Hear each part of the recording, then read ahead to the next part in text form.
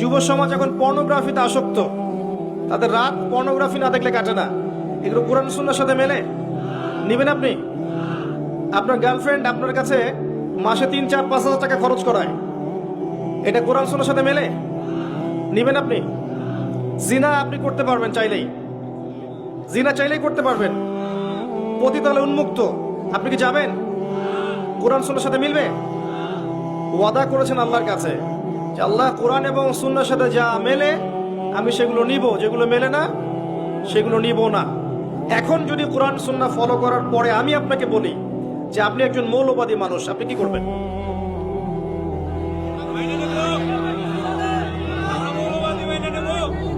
শব্দটার ব্যাখ্যা শোনেন। কোনো একটা বিষয়ের মৌলিক বিষয়গুলো যারা মেনে চলে তাদেরকে ফান্ডামেন্টালিস্ট বলা হয়। একটা আদর্শ, একটা দর্শনের, একটা ধর্মের মৌলিক বিষয়